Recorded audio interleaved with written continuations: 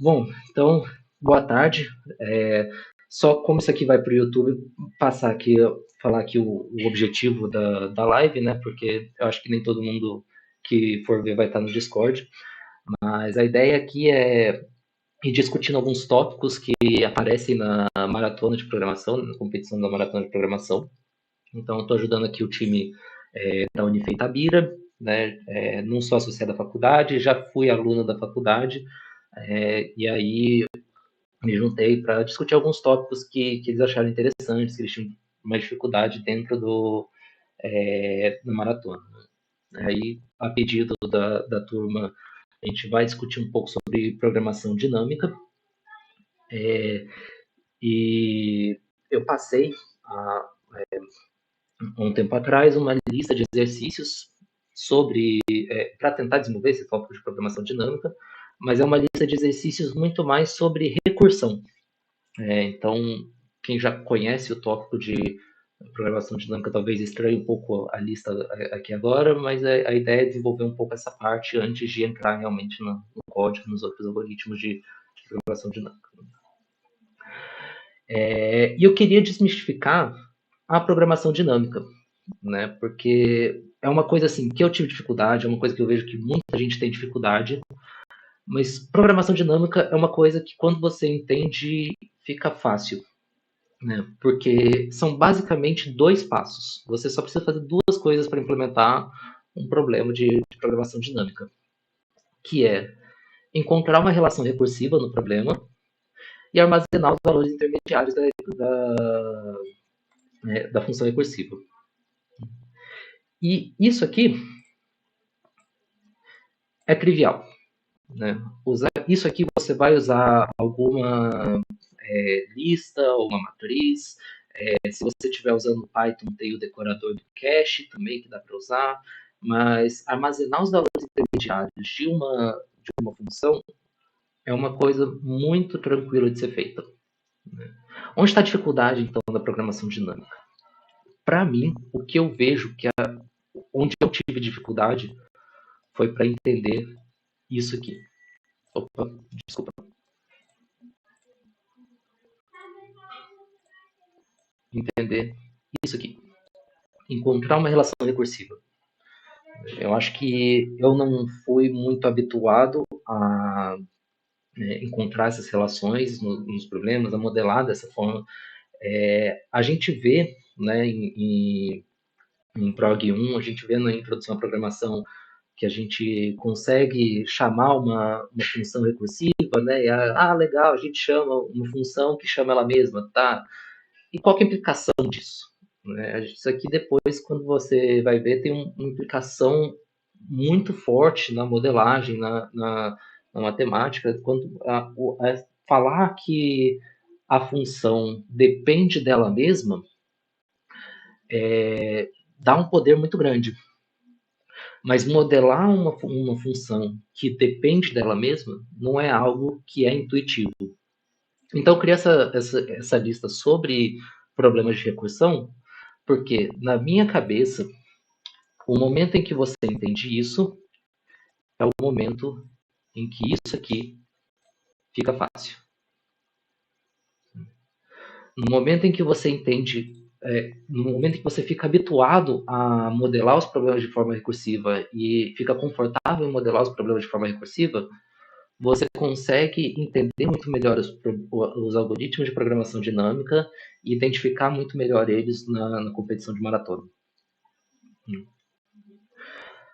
Ah, então, vamos passar assim pela lista. Acho que alguém mais entrou no Discord? Só você, né, Gisele? Ah, se quiser comentar um pouco sobre como é que foi sua experiência no resolvendo esses problemas, e se Não, tem alguma então, dúvida por enquanto também. por enquanto, sem dúvidas. Assim, eu fiz mais do jeito que você sugeriu mesmo. Eu peguei, desenhei o problema no Paint e fui vendo, né? Por exemplo, o, o da escada. O da escada, eu... Tá muito barulho aí? Não, tá Meu não. áudio. Tá, beleza. O da escada eu desenhei um degrau, e aí eu vi, né? Em um degrau eu consigo dar um pulo. Aí eu desenhei 2 degraus. Com 2 degraus eu consigo pular uma vez e depois uma vez de novo, ou pular 2 vezes. Então são 2 possibilidades.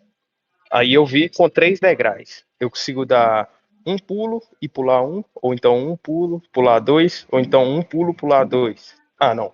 Peraí. Ou então 2 pulos e pular um. Então são 3 possibilidades. Aí eu fui desenhando até quando foi no 5, aí eu vi que era sequência de Fibonacci, né? Então eu falei, ah, tá, isso é Fibonacci. Então fui lá e codei e deu certo, deu o resultado esperado, né?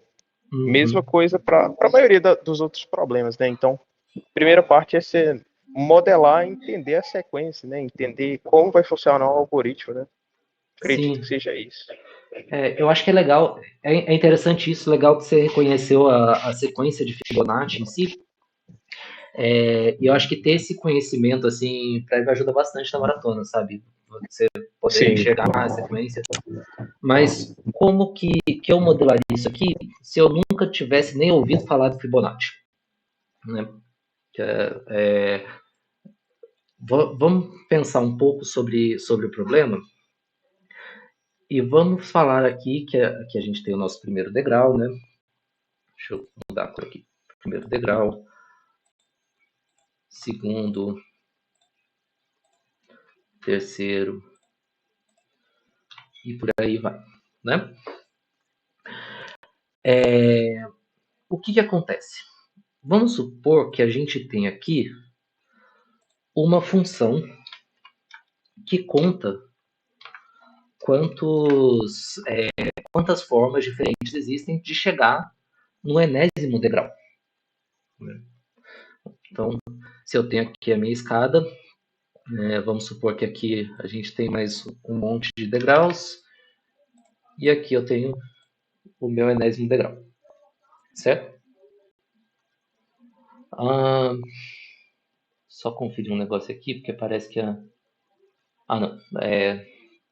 Beleza, só para ver se a live estava em dia. Na outra tela parecia tá meio. Mas beleza, cheguei aqui no meu enésimo degrau. Eu sei que para chegar aqui, né, deletar esses daqui, colocar isso aqui.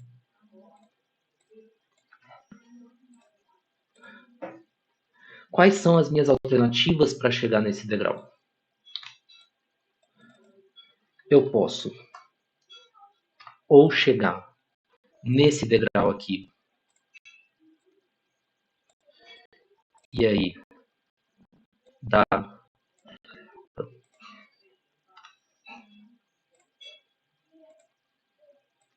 dar um pulo com 2 passos para cá, né? Pular dois quadrados. Ou eu posso chegar nesse degrau aqui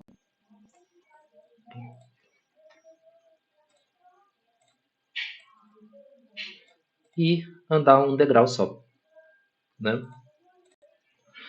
Então, o que eu estou falando? Se eu tenho essa minha função que conta quantas formas tem de chegar aqui, então essa função, olhando para esse degrau aqui, é a mesma coisa que olhar para o degrau, que é avaliar essa função no degrau n-1, certo? E essa função nesse outro degrau aqui é a mesma coisa que avaliar essa função no degrau n-2.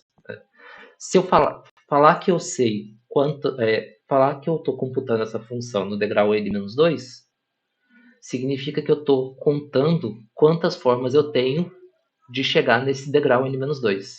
E falar que eu tenho essa função no degrau n-1 significa que eu estou contando quantas formas eu tenho de chegar no degrau n-1. E eu sei que a minha função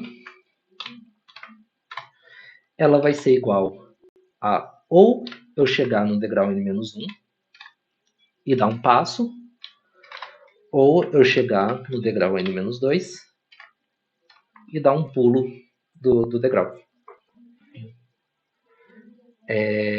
Nesse momento, eu reconheço aqui a relação recursiva, né? Nesse momento eu consigo ver, putz, se eu tiver o meu degrau anterior, eu consigo achar o meu degrau atual. Né?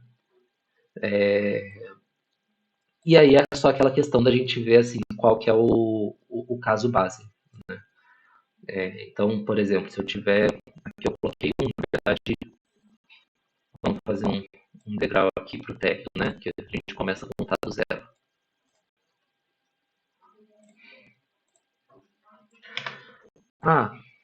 Quantas formas eu tenho de chegar no degrau zero? O degrau zero, eu só tenho uma forma, que é simplesmente não fazer nada. Né? Se eu não posso dar nenhum passo aqui. Então, tem uma forma. Quantas formas eu tenho de chegar no degrau 1? Também tem uma, né? Porque eu só posso chegar no degrau 1 dando um passo aqui.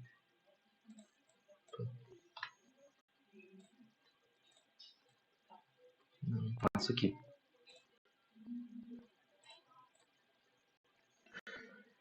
E aí eu encontrei, como você falou, né? Encontrei aqui a relação de Fibonacci, que é famosa e tudo mais. E boa parte desses problemas de recursão a gente vai encontrar essa mesma relação com motivo, sabe? Isso aqui aparece em vários problemas de recursão.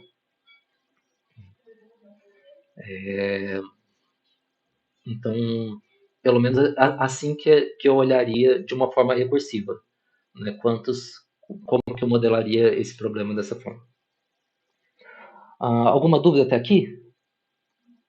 Eu sei que estava mais tranquilo também, mas se Nenhuma. tiver alguma dúvida, nenhuma? Beleza.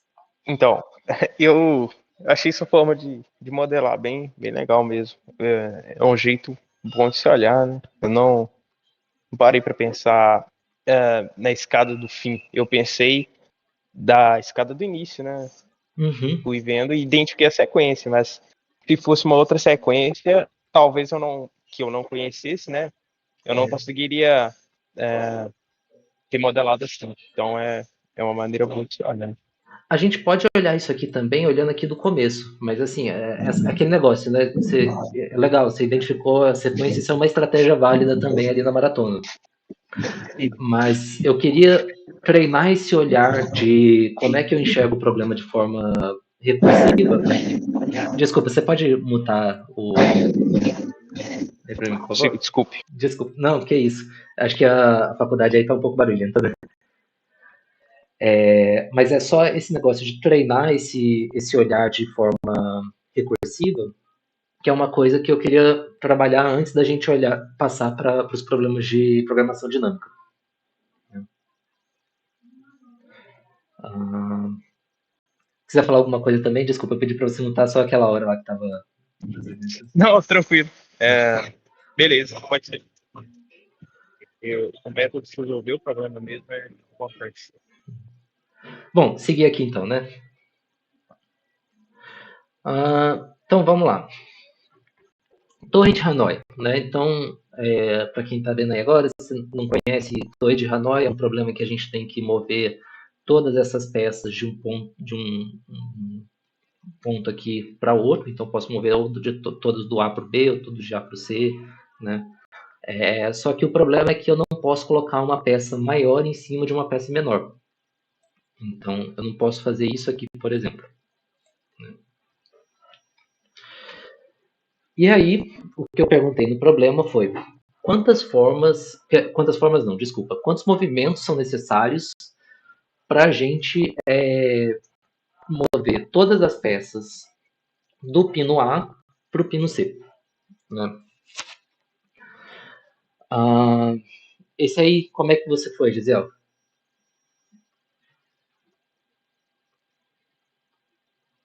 Alô? Alô? Oi? Esse aí, eu identifiquei para mover. Se tivesse só um pino, só um movimento. Se tivessem dois pinos, primeiro eu teria que mover A pro a peça. Eu não sei como é que estão as peças aí. Peraí, tá. Eu ia ter que mover é o primeiro círculo para o pino B, e depois o segundo círculo para o pino C, depois o círculo que está em A para o pino C. Depois, eu vou tudo bem em caso, eu teria que mover do círculo A para o B, do B para o C, Desculpa, eu do A para vou. o C. Desculpa incomodar. Acho que eu vou ter que cortar um pouco aqui, porque tá. Acho que o áudio tá muito ruim. Tá, ok? Mas obrigado por contribuir. É só mais o áudio mesmo que tá cortando, assim, eu não tô conseguindo escutar direito. Tranquilo, perdão. Não, que isso. Tá super tranquilo. Eu que perguntei também pra questão, tá?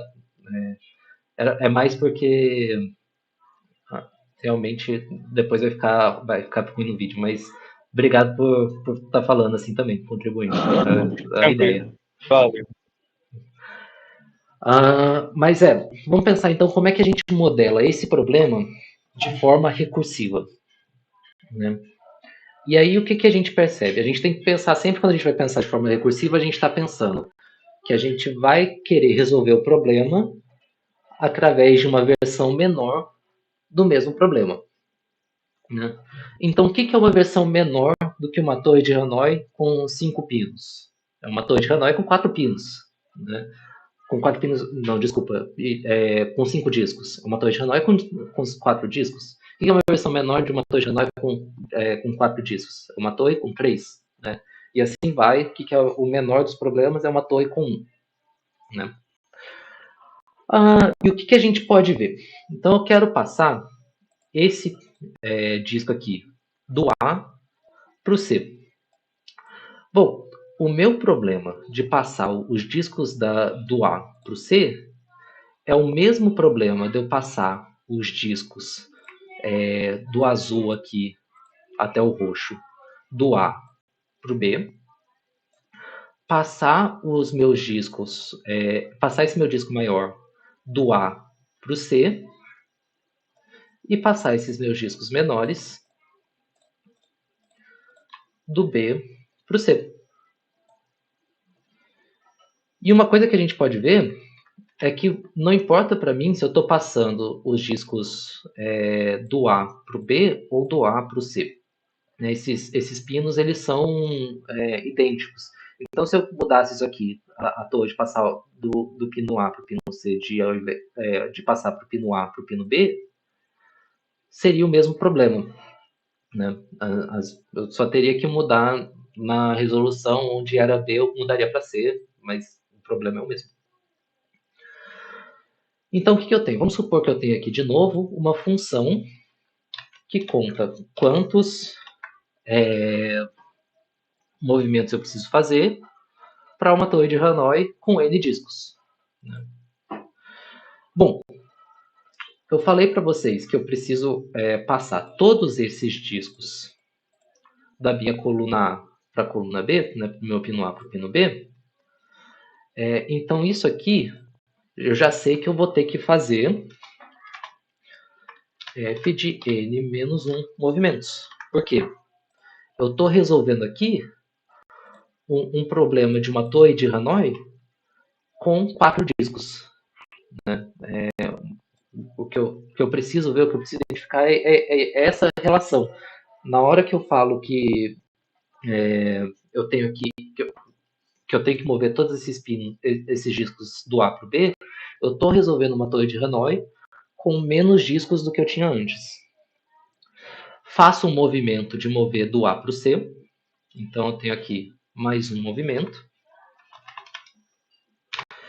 E depois resolvo mais uma torre de Hanoi de mover do B para o C. Né?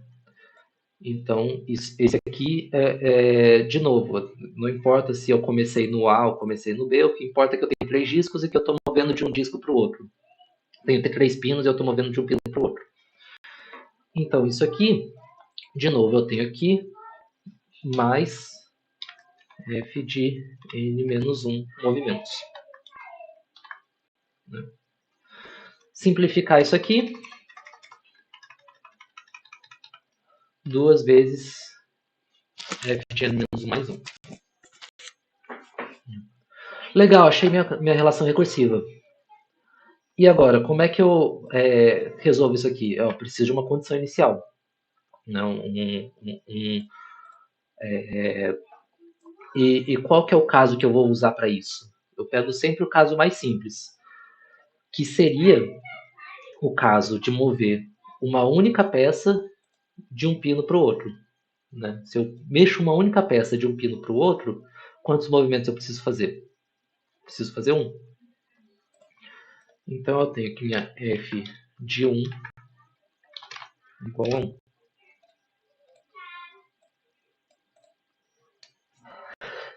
E aí eu achei aqui a relação recursiva. Depois que eu achei isso, eu consigo fazer esses cálculos de quantos movimentos são necessários. Né? Pode fazer na mão, pode jogar no Excel, pode fazer programando, faz da forma que for mais interessante. E aí?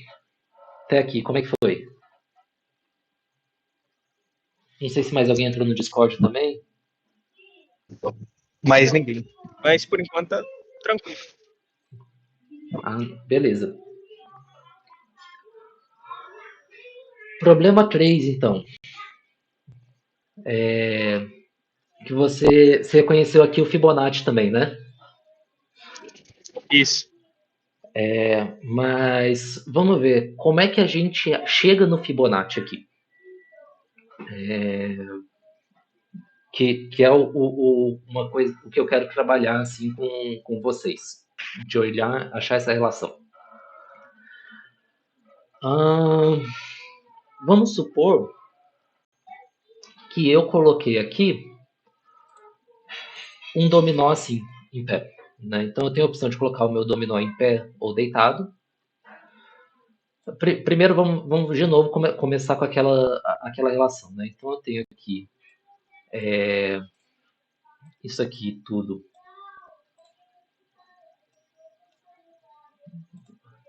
Vão ter 16 dominós. E aí eu quero contar quantas formas existem de colocar os dominós aqui, né? 16 dominós não, 16 quadrados.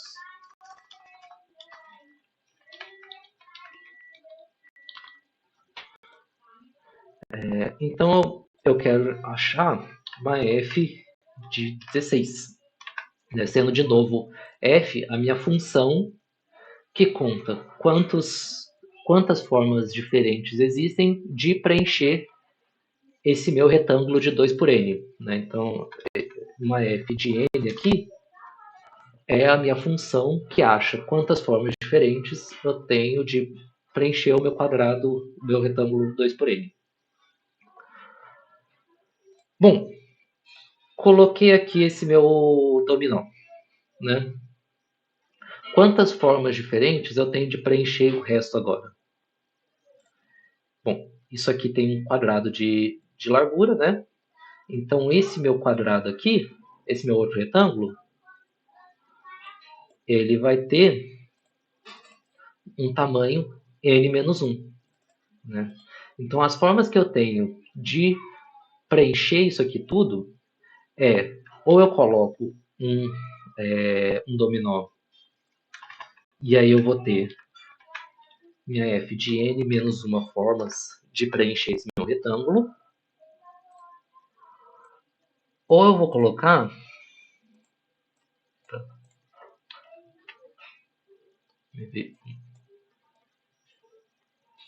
tirar isso aqui. Ou eu vou colocar o meu dominó deitado. E aí eu vou colocar ele assim. Né? Porque se eu colocar um deitado, eu sou obrigado a colocar outro deitado aqui em cima. Não tem como eu colocar outro aqui, né? Então eu tenho que colocar esse aqui. E aí, esse meu novo retângulo, ele vai ter tamanho n menos 2. Né? Porque se eu tenho n aqui, eu tomei 2 dessa forma, então eu posso colocar ou um em pé ou 2 deitados.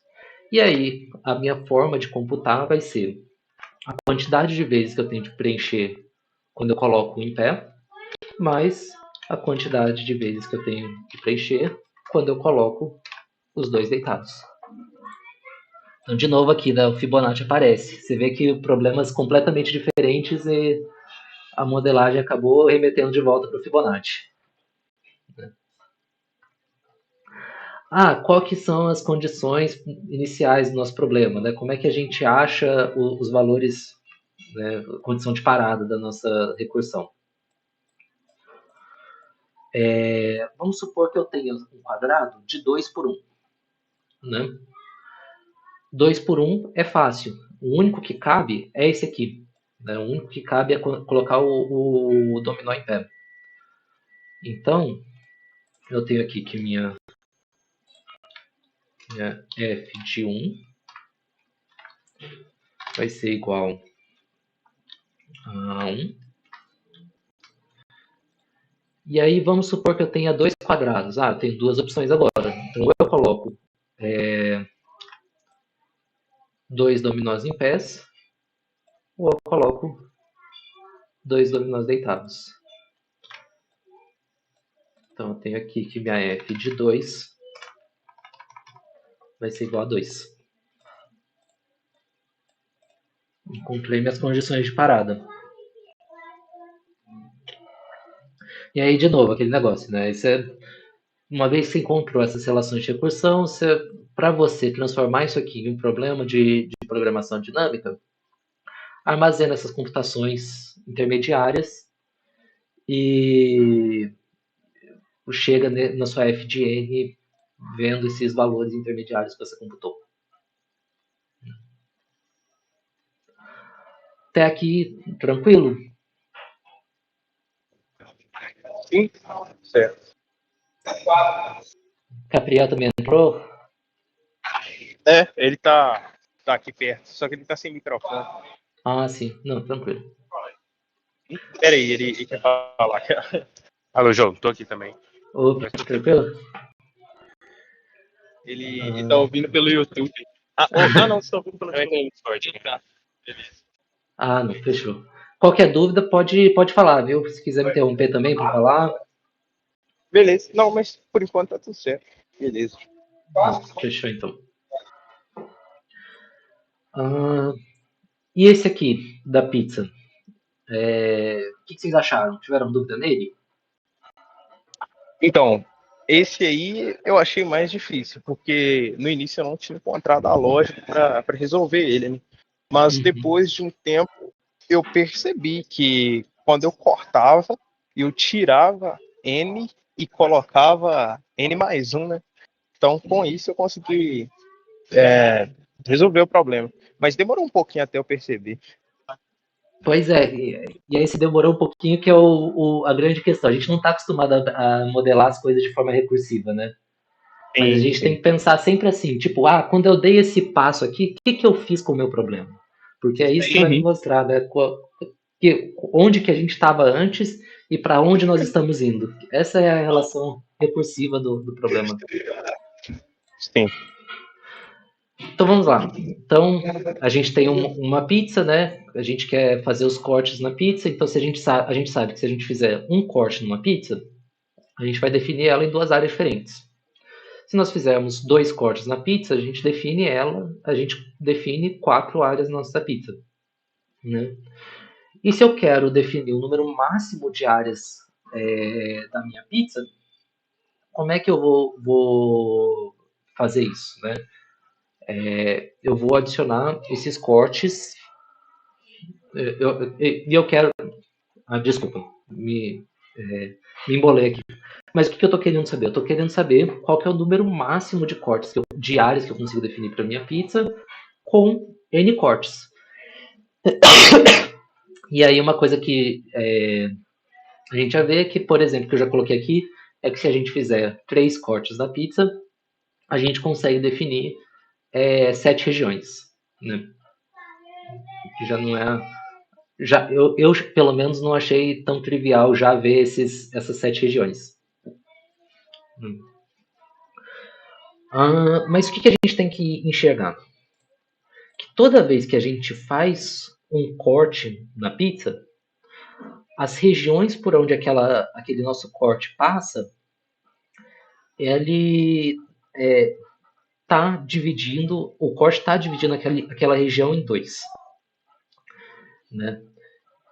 Então, para cada região que a gente tinha, que o nosso corte está passando, a gente ganha uma nova região na próxima. Né? Então, por exemplo, a gente está aqui, vou duplicar para ficar mais. Tá. A gente tem aqui a nossa pizza. Não tem nenhuma região por enquanto. Quer dizer, tem uma região por enquanto. Na hora que eu faço o meu corte, esse meu corte vai passar nessa uma região. Então eu ganho, eu divido essa região em dois, vou ganhar mais uma região. Né?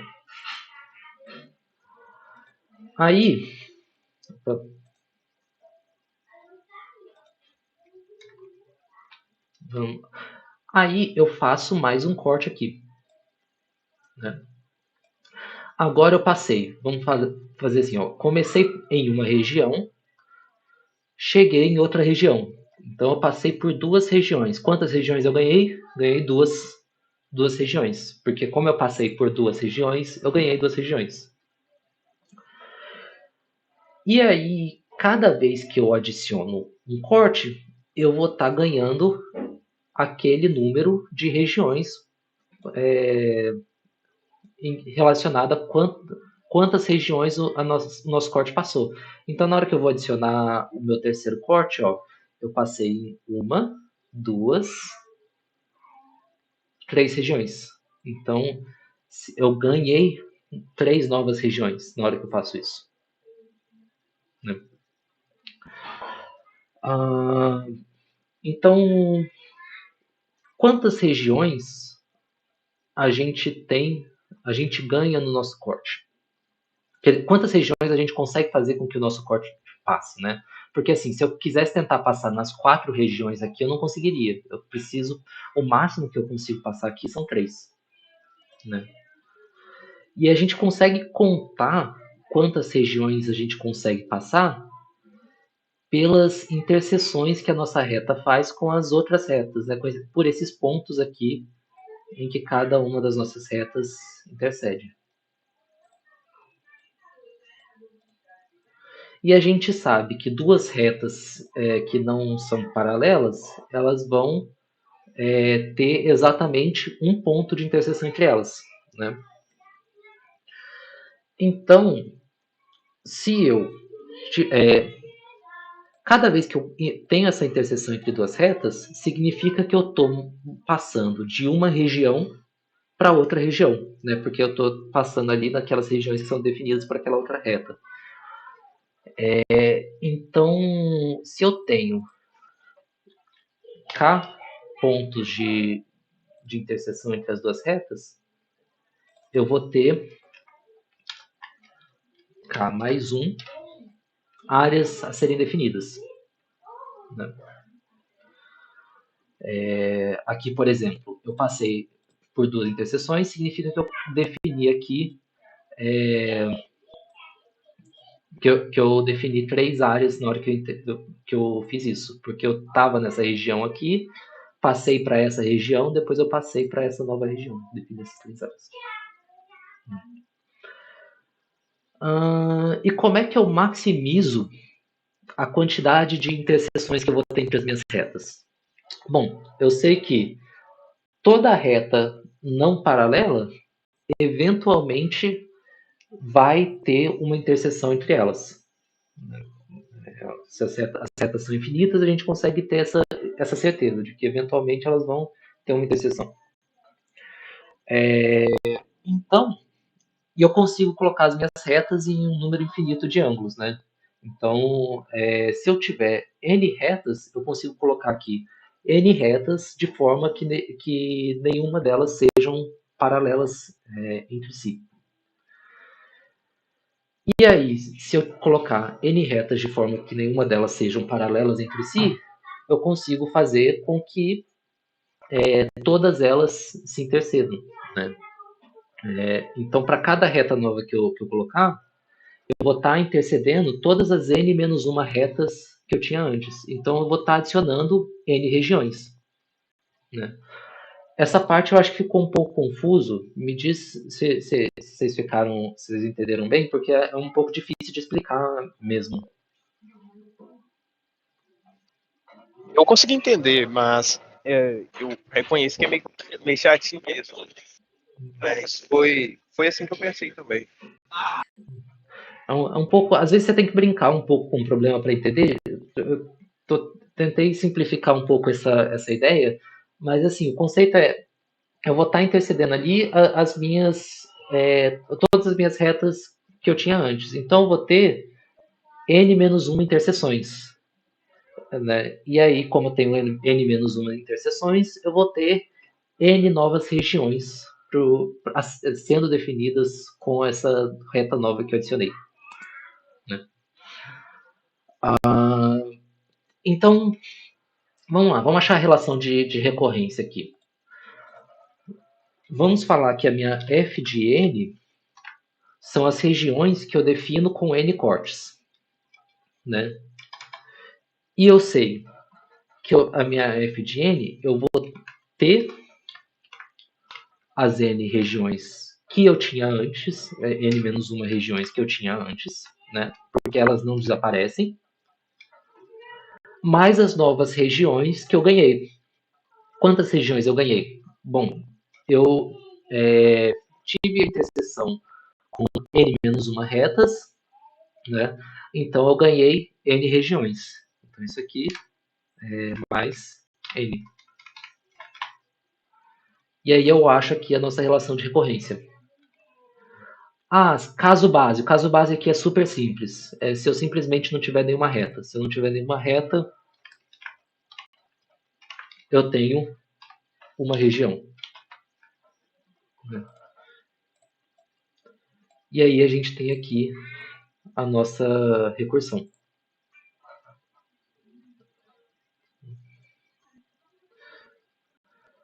E é isso. Acho que esses foram os exercícios. Não sei o que vocês acharam aqui na live. Se vocês têm alguma dúvida, pode falar também. Se quiser que passe com mais detalhe algum desses exercícios. Então, João, eu achei tranquilo. Vou ver com o Gabriel aqui o que ele acha.